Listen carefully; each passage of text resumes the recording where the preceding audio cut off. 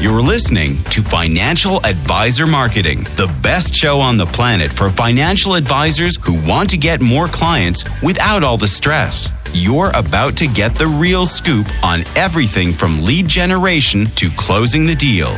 James is the founder of theadvisorcoach.com, where you can find an entire suite of products designed to help financial advisors grow their businesses more rapidly than ever before.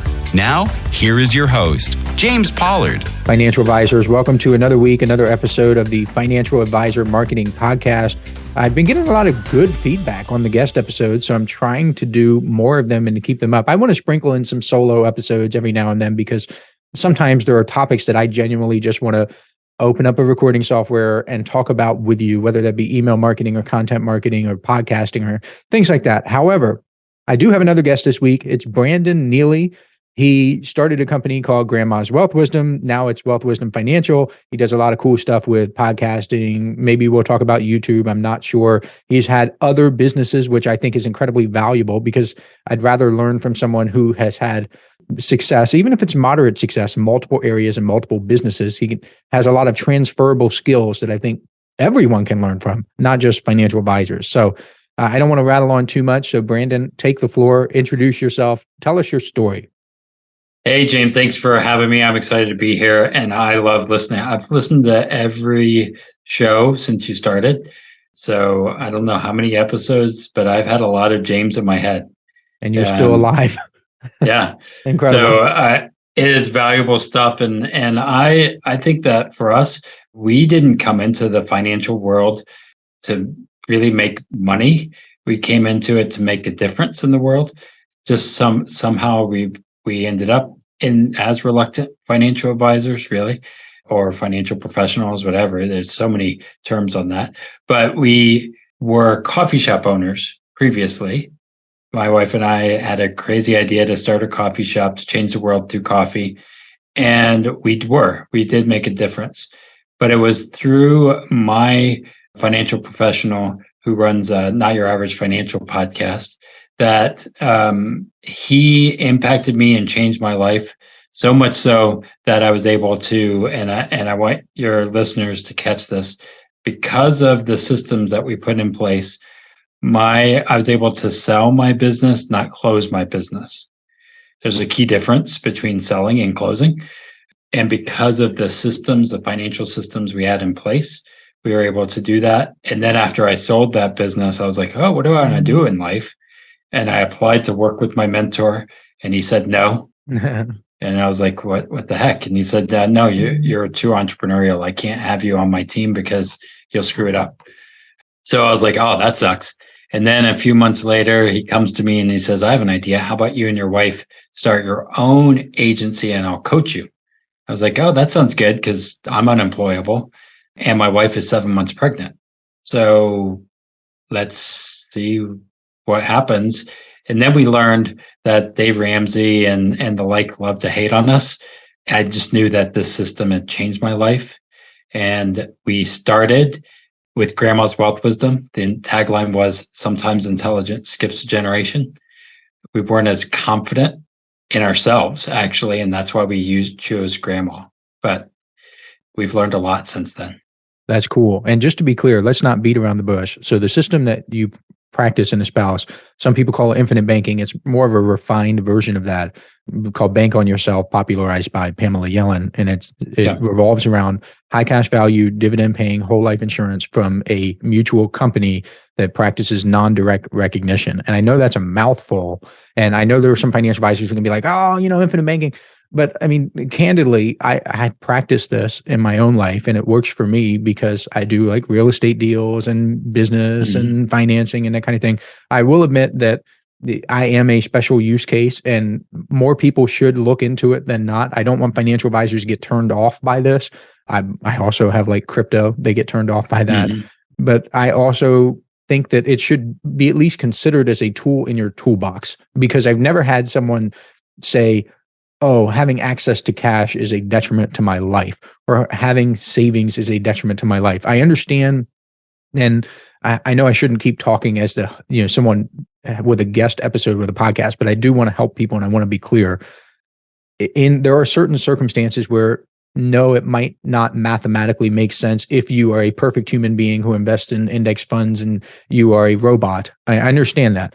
But there are certain financial principles that work in spite of the math not necessarily being perfect. Case in point, Dave Ramsey's snowball method. People will hate on that and say, well, that's not mathematically correct. You shouldn't pay off your debt smallest to largest, assuming that the interest rates aren't from high to low. And that is correct. However, it still works and works wonders. I would rather be the person with no debt and having a solid financial life than the person who is being mathematically correct and never taking action. Yeah, I think some of what I've learned in this is building a solid foundation, and being a business owner, I need some stability in place, and having that stability through a policy was really helpful in case I needed to lower premiums or I needed access to capital, right? And so because of the access to capital, I was able to, again, get through a flood in my business. Literally, the roof was off and it rained. And I got a phone call from a staff member saying, the store is falling apart. You need to come in right now. And I was like, literally crying. Come to find out, my wife was pregnant at the time. And luckily, because I had the access to capital, I was able to overcome that obstacle, because the reality is bills kept coming, right? Even though we had no customers because there was water damage and all that stuff. So that helped me overcome that. And then for me, I'm like, I'm not saying you don't do one or the other. You just build a good foundation first. And as you build a solid foundation, you can do a lot more things and grow a lot more. When it comes to marketing, when it comes to running a business, when it comes to all of this, build a solid foundation. Maybe that's called systems, right? And you have a good system that you can flow things through. Infinite banking is a system. Profit First is a system. Marketing, using YouTube, podcast, systems. How do you do the systems to amplify is kind of the way I think about it. Totally. And I want to talk about marketing for sure, but I know there's some financial advisors thinking to themselves, well, why didn't this guy just have an emergency fund? Why does it have to be like whole life insurance specifically?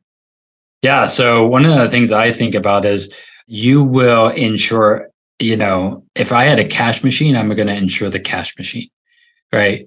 And so here's the thing. I was the cash machine.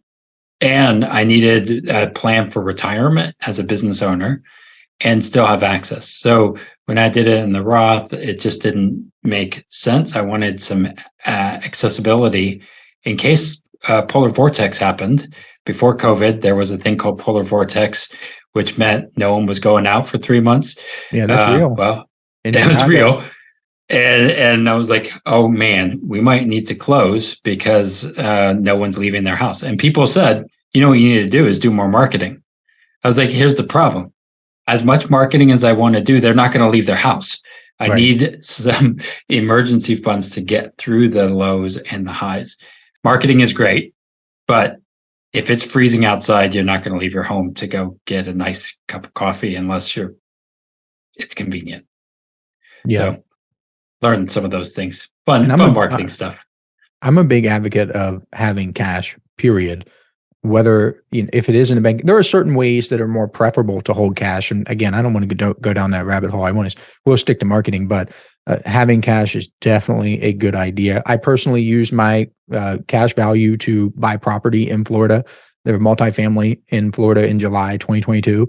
That worked really well. It's still making me money to this day. It's just a tool. It's not necessarily the one size fits all. It is still just a tool for accomplishing specific goals. And I do think that it is needed. I think that you're doing a valuable service.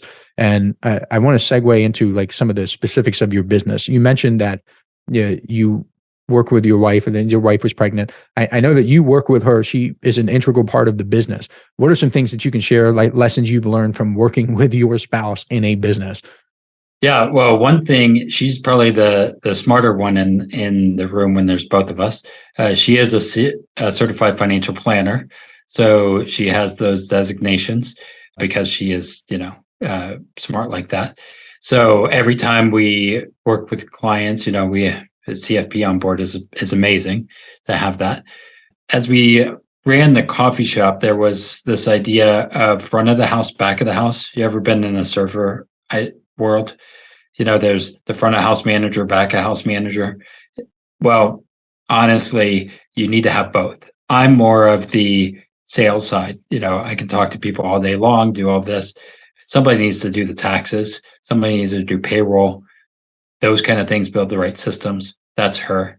And, we had to learn how to do that. I remember a staff person, literally, when we hired them, I said, if you ask me a question about payroll, I'm going to make up something. I told him I will make up something. So it was an off holiday, and he asked, well, there's a holiday. When do I get paid? And I made up, if it's this holiday, then you're going to get paid on the fourth Friday. Unless there's no fourth Friday, then it's a fifth Tuesday. And he looked at the calendar and realized that there was neither of those days.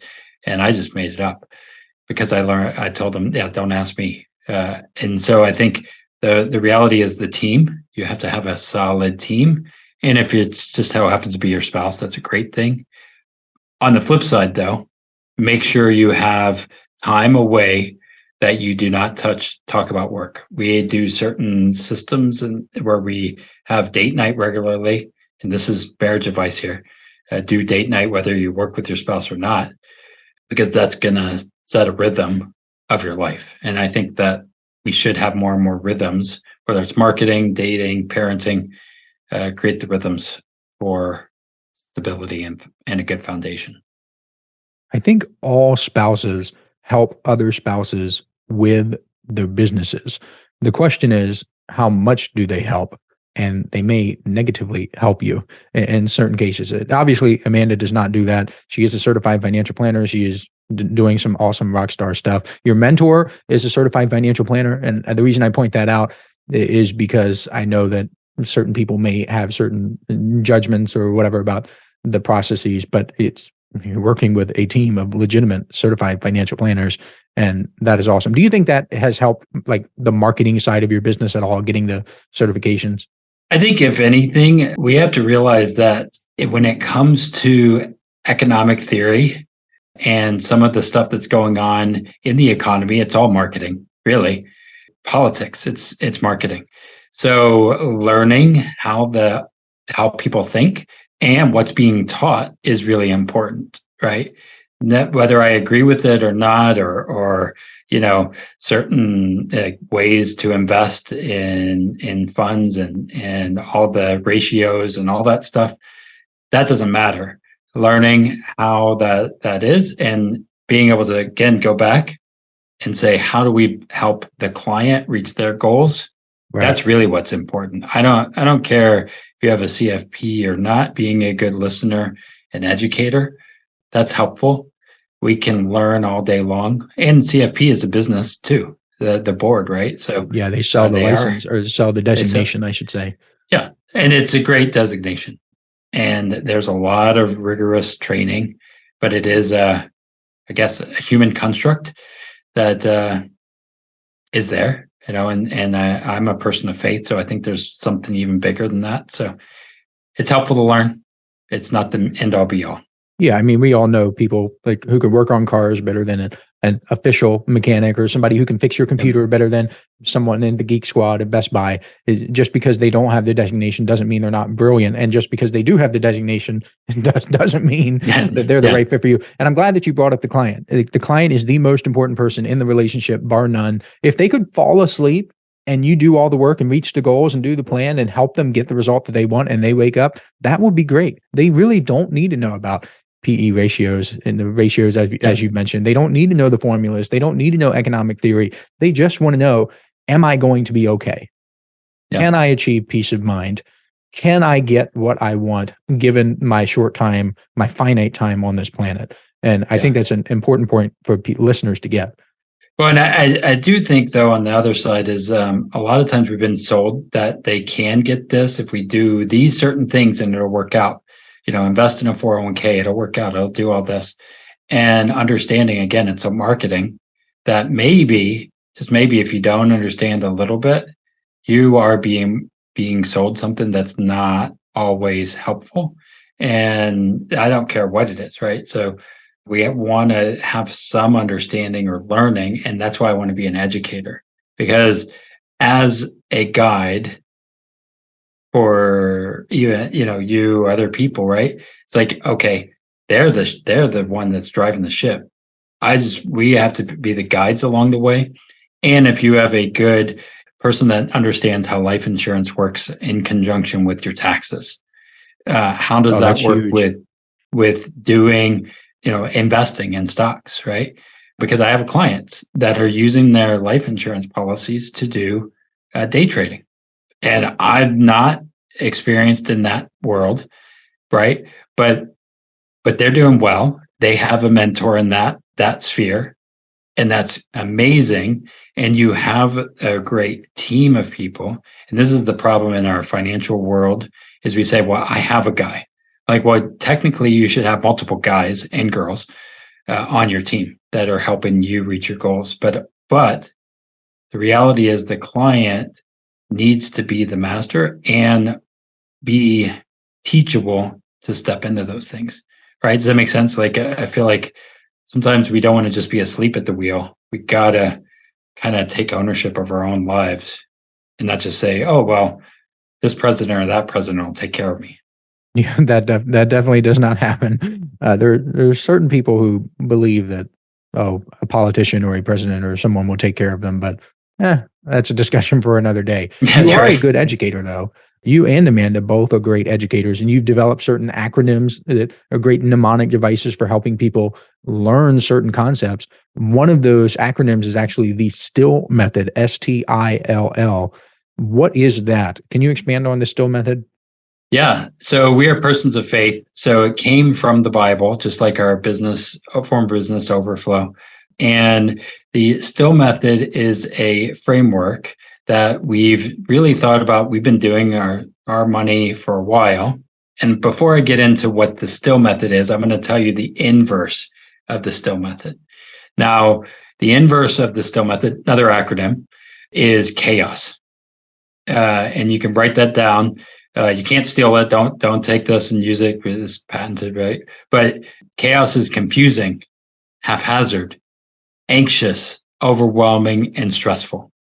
The reason we have a whole tax industry is because, the tax code is what? Confusing, haphazard, anxious, overwhelming, and stressful. We need somebody to help guide us through it, right? And honestly, I think that the world, pre-COVID and before, has been all in chaos, right? And so people are screaming, this is crazy, this is nuts. So chaos, confusing, haphazard, anxious, overwhelming, and stressful. How do you overcome that? Well, first you have to be still. And this is kind of the Bible. Jesus is like, be still and know. He pulls back and he's like hidden. And they're like, hey, you're supposed to be around these people. What are you doing? It's like, oh, well, I was just hanging out with God or, by myself. Right. And so what was he doing? Well, maybe he was doing the STILL method. I don't know. But it's setting your sights. You have to kind of know where you want to go. Yeah. Kind of think through, have goals, have some kind of plan. Right. So set your sights. Most people don't. Most people, when I'm asking them, what do you want to be in 30 years? They have no idea. They don't even know where they're going to be tomorrow. There's another, poor people plan for Saturday night, rich people plan for 3 generations or 4 generations or 100 generations. Set your sights. That is where I spend most of my time with my clients, right? What do you want the policy to do? Profit, business, it doesn't matter. Set your sights. Then you track your in and out. This is like, the B word, budgeting. Or, right, if you're going to the gym, right, track your workouts, track date night, track whatever. It doesn't matter. Track your in and out. Then you have to inspect your progress. That's not just tracking, but you kind of have to, okay, what's it telling me? Inspect. Look for 1% adjustments. Not 100% adjustments, 1% adjustments. 1% adjustments over time will get you to the results you want, right? That's marketing. When we say test things and marketing and all that stuff with videos, it's 1% adjustments. And then live deliberately. That's the final L. And then you move it around again. Live deliberately, track, and you do that over and over again. And this is happening for me fairly regularly because we do this as a business personally and in other areas of our life. And this is easy to do. You just write it down and do the stuff. That's some good stuff. I wish more financial advisors knew the 1% adjustment part, because I struggle with that, with trying to talk to advisors, because I do the marketing stuff and help them grow their business, that kind of thing. And I just want to scream at them sometimes. You make, let's just say they only make $100,000 per year. If I somehow, some way manage to help you increase your income 1%, that's $1,000. Let's say that, for example, like a newsletter. The newsletter that I have specifically is $99 per month. Over the course of a year, that's $1,188. It takes me a little over 1% to pay for the newsletter, right? If you make $200,000 and I do it just a measly, tiny, itty bitty 1%, you can't get that type of return elsewhere without taking massive risk. And guess what? Nobody's taking it from you. Once you have the knowledge to make that 1% improvement, you can do it again. And nobody can tax it. Nobody can steal it. It's yours. It's in your head forever. I just wish I could shake these people awake. If you have any tips for that, let me know. The thing is banks have figured that out, right? They understand the 1% adjustments. Why is it when you're doing real estate, not in your personal residence, but business for you're doing it as a business, interest rates are usually higher. And car insurance too. Car insurance, things are a little higher because you're a business. Oh, they're like, oh, well, you make more money. Let's take that 1% and roll it over to us, right? And so this is where the Dave Ramsey's, I think that, and that why Life Profit First, you want to make sure that you have you can't shrink your way to wealth, but you want to be a good steward, maybe pay annually versus monthly. Those are 1% adjustments that you can make on cost. But then there's another 1% adjustments on growth, right? Investing in yourself. And this is the problem in our world. We say either or. It can only be this way or that way. Stocks versus life insurance, right? Those kind of things. And what I'm saying is it's usually a both and. And you have to kind of be on this seesaw, if you will. And sometimes let's brutally cut expenses in a smart way. And then what's working to grow things, right? Does that make sense? Yeah. And I think that's a good point. It should be a both and. Me personally, I am not of the opinion that sometimes people say, oh, well, life insurance shouldn't be an investment. Nobody's calling it an investment, but I had access to cash. I have records. If financial advisors, if you're on my email list, take me up on this. Go to my emails in October 2022. What did I say I was buying? I was buying Amazon. I was buying Meta stock from October 2022. Let's just go to January, February, whatever, because I sold part of that in at that time. How much of a return did I get?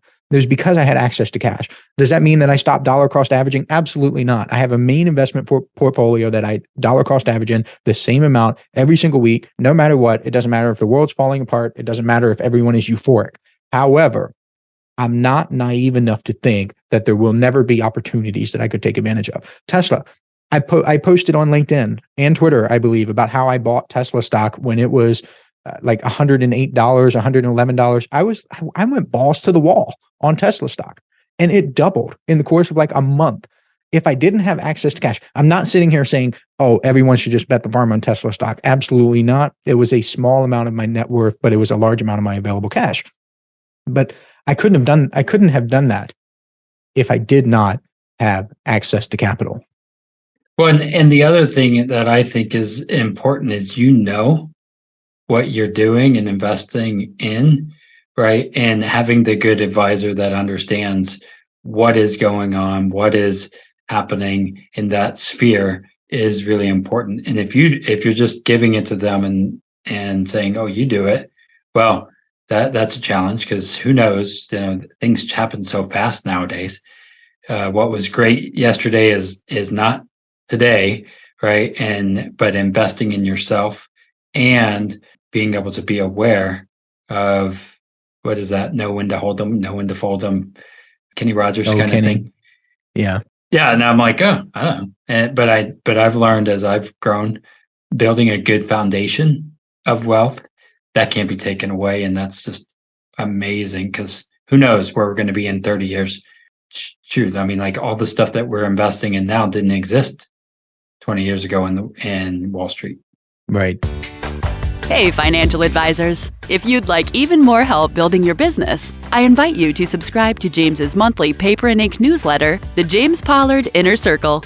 When you join today, you'll get more than $1,000 worth of bonuses, including exclusive interviews that aren't available anywhere else.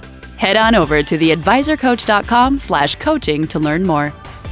And I also want people to know, this is important, my life would not have been changed had the investment went to zero.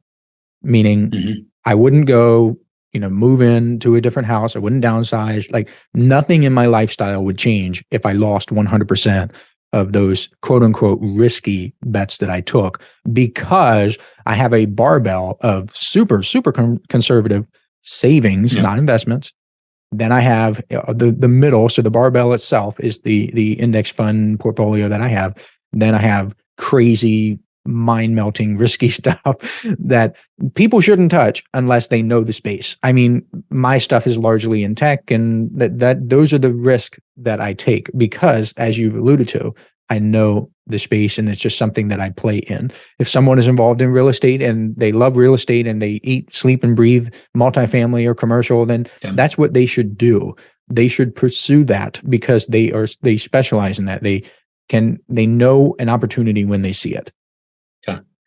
I think that's where learning how to even barbell in the business and doing some of the YouTube stuff and various things. When we first started our business, man, we weren't as even confident in ourselves, because I was like, oh, I ran a coffee shop. How am I going to talk about money?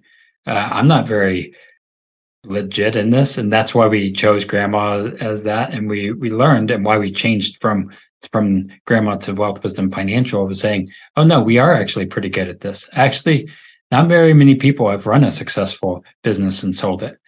Not like, have we been like Jeff Bezos or anything like that? No, not yet. But we are building that. And how do we help more people thrive? And so that's why we switched from grandma to Wealth Wisdom Financial. And we've been learning along the way. We've been creating content. When COVID happened, that's when we started our YouTube channel, right? And that was a great experience. However, it's I'm not, super impressed with our growth, but we've been consistent. And because of having constant content that's going out and getting 1% better, like we've been doing emails, the weekly emails, which you're on the list, I believe. We've been doing emails since we had a coffee shop every week for, I have no idea. It's been at least 12 years. That content that we've been writing regularly. Probably need to get better at that stuff, but 1% adjustments, and it's helped us educate clients. They come back and they like you listen to the podcast and they say words that I'm like, when did I said that? I forgot. I did that episode like months ago, years ago, actually. That happens to me. Sometimes people say, hey, can you expand on that direct mail thing that you mentioned in a podcast? What? I don't know. There are hundreds of these. So you mentioned YouTube and your podcast. So just for people who are listening, Brandon has a YouTube channel, the Wealth Wisdom Financial. He also has a podcast, which is the Wealth Wisdom Financial Podcast. But I want to start by talking to you about YouTube.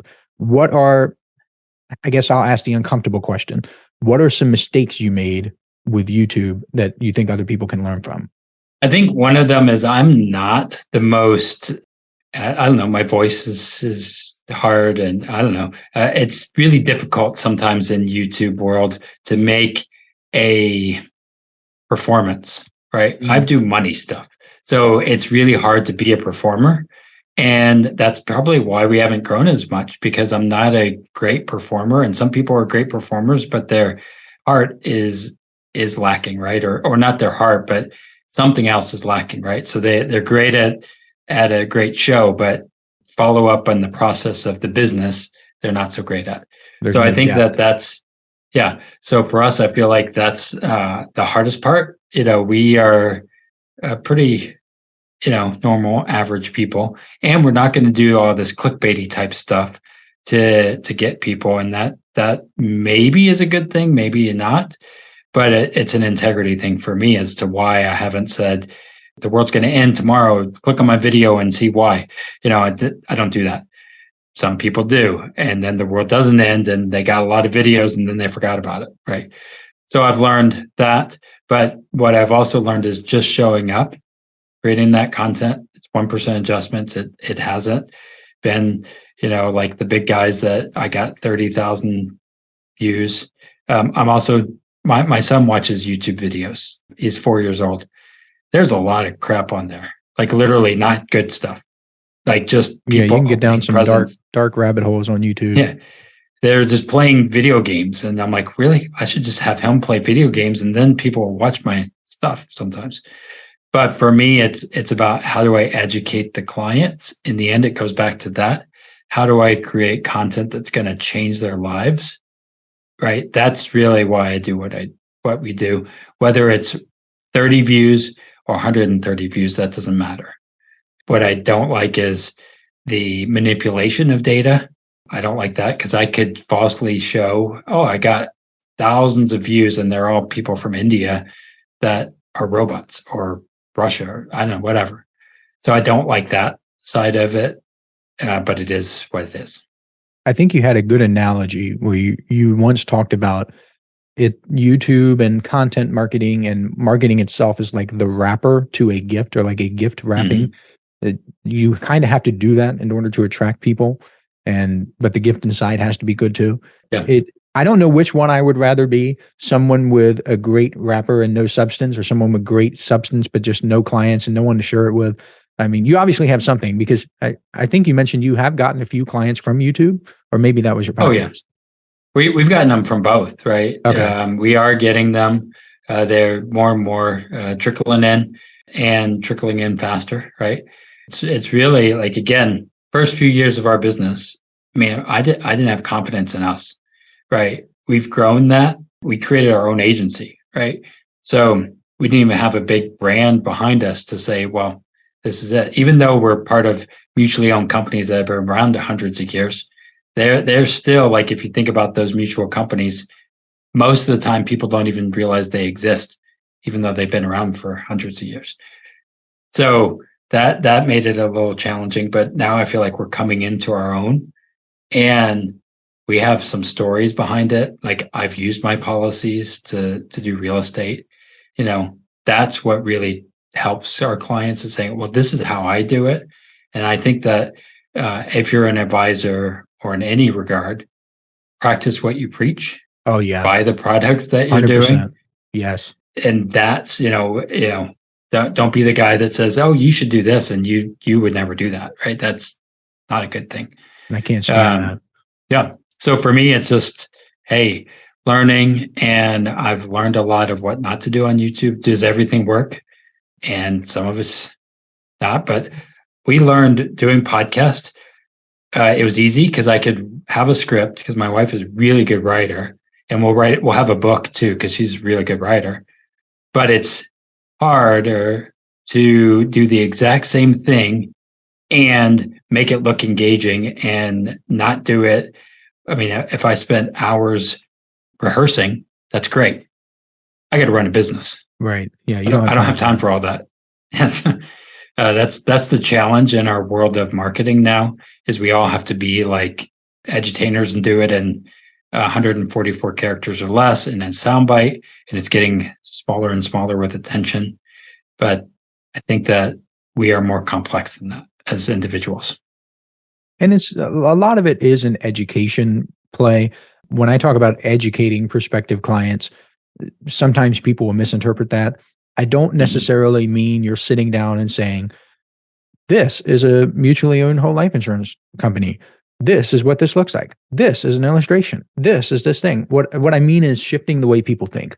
If I educate you on the law of sowing and reaping, because I mean, you've talked about like biblically based stuff, and I was writing about that this morning. That's why it's fresh on my mind. If I talk about that, where here it is, this is in the Bible, here's a story about it, here's how it applies to my life. I have educated you about the law of sowing and reaping. I'm not sitting here and saying, in this year BC, Aristotle wrote about causality, and he thought that there were 4 methods in which we determine effects. I'm not saying that. I'm telling you a story. And the law of sowing and reaping is essentially the law of causality, but I'm not being boring. I'm not hard teaching. So people get that confused all the time. And also as somebody that's in this, I'm still learning too, right? And we've been in the faith community, tithers, but learning about the principles of the first, right? What you put first matters, right? This is the richest man in Babylon. 10% of all you earn is for you to keep, right? And so I've been thinking about this in regards to tithe and saying, okay, off the top, which some people will say, well, no, I don't want to give it, invest everything and then whatever. But what I flow into the top first, that's a really important thing. And then I do a percentage-based system. Savings is different than investing for me, but I just let it go through. And here's the thing, it's a percentage. I tithe more than I made 15 years ago, right? It's amazing, but it's all percentage. I never gave a dollar amount, but it's learning and saying, okay, there's only 2 things again that we can do: cut expenses, create income, right? Those things, and then where you put them, that's a different story. And how can you put them in a place to create more income? That's a great thing. We just want to be smart about that stuff. I used to be one of those people. I used to sit there and think to myself, okay, tithing, get it. I know that's important, but instead of me giving, let's just say I make like $100,000, instead of me giving $10,000 this year, why don't I invest a bunch of money, and then in 40 years, it'd be millions of dollars. And because it's grown, I can then give God that. Like, no. Because then you're putting your trust in something else and you're missing the point. Yeah. And that's all about principles thinking. Yeah. So I fell victim to that, where I was like, well, maybe if I did it this way, then God will be extra happy because I'm giving him more money. I completely missed the point. The point is not just to get the dollar amount. The point is to put your trust in, well, in this case, God. And I think that if financial advisors took that to heart in other areas of their life, like the point of content marketing isn't necessarily just to create content. It is to create an asset. The podcasting, same thing. Email marketing, same thing. Email marketing isn't necessarily just to stay top of mind or just to follow up. It is a demonstration. It is a principle of how you operate. It is a trust builder. So that's extremely deep. I do have another difficult question for you. You have the YouTube channel and the podcast. I think you may be the first guest. I'm not sure. So financial advisors, please don't quote me on this. I think you may be the first guest to have both a YouTube channel and a podcast. Again, not sure. If tomorrow you had to get rid of one, meaning everything was deleted, none of it, and it had to be totally gone, you could not keep it, which one would you get rid of and why? I'd have to think about that, mainly because, well, the reason we went YouTube was people were doing a lot of content when COVID happened. They weren't listening to episodes at the gym anymore because they weren't going to the gym anymore. Yeah, right. In the gym. And so we were like, all right, what do we need to do to still be top of mind? And I wish we would have had that set up earlier. The reality is podcasts are new. I mean, we were podcasting before. I could get better at it. I think it's sometimes oversaturated nowadays. YouTube is searchable, where podcasts are not. And I think that's a challenge and why you want to be in other areas. And here's the thing. why couldn't you do both? I mean, literally, we record one thing, send it to them, and somebody strips the audio and puts it on both, right? And hopefully, we're not going to be like, if YouTube shuts down, I'll be okay. If podcast shut down, I'll be okay. I'll just adapt. So I'm not going to choose both either. I listen to a lot of podcasts. I listen to yours but I probably wouldn't watch the videos as much. So, but people are in different places. Be omnipresent if at all possible. And yeah, that's kind of the world we're in now. Absolutely. I think that's a good answer. That's a decent answer. I think it'd be hard for me to choose too. I have YouTube channels. I have YouTube channels for other businesses, and I have a little secret one that I just play with all the time. I don't have an official, like the Advisor Coach YouTube channel or anything like that. So don't search for it. I like podcasting. I do think that everyone and their mother is trying to launch a podcast. They have no idea really what they're doing. And it is kind of sad, but I don't know which one I would choose either.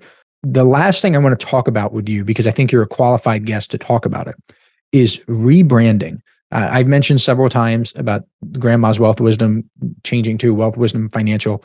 And that essentially, from what I can tell on the outside looking in, involved an overhaul. And there are some financial advisors who will contact me and say, my business name is, John Smith Financial, and I regret naming it after myself, and I want to change it, but it's going to be a lot of work. And there are certain financial advisors that have to go through a similar rebrand. I think that you are someone who can speak to that. What are some things you learned while rebranding your business? Yeah. So first off, I got the original brand from our podcast producer, Jonathan Rivera, and we were like trying to figure out what's good, what's going to catch. And some people were like, yeah, it's pink and blah, blah, blah. No one's going to like it. We still got some people who still love the Grandma's Wealth Wisdom brand, right? And learning, one, is we are all evolving as people. Our businesses are evolving too. And being okay to change it, help it grow up, right? That's okay. Is there going to be learning things? I mean, seriously, I still have my email is still part of it is Grandma's Wealth Wisdom email. And I got to switch that in my head. And there's a lot of email autoresponder stuff. And that is a pain in the butt to do. But sometimes you just got to know you what's that sunk cost fallacy, right? Where it's wrong and it needs to change, and you're so invested that you just keep going, right? Totally. Well, that was awesome. We're like, well, we just got to rip the Band-Aid off and do it. And over time, there will be still remnants of Grandma out there. There is. It's on our YouTube channel and podcast. I mean, you go back to the archives, it's a different thing. And the links aren't going to work, right?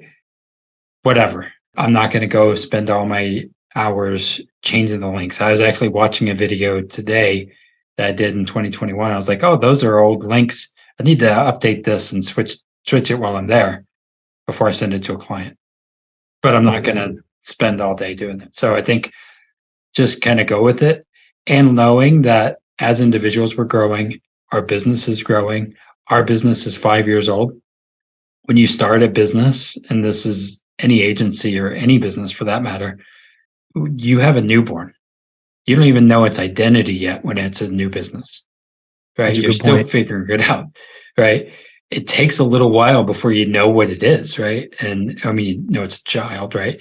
But it takes a little bit. Our business is now 5 years old. Now I'm still growing. There's still lots of things. It can do some things on its own and not others, right?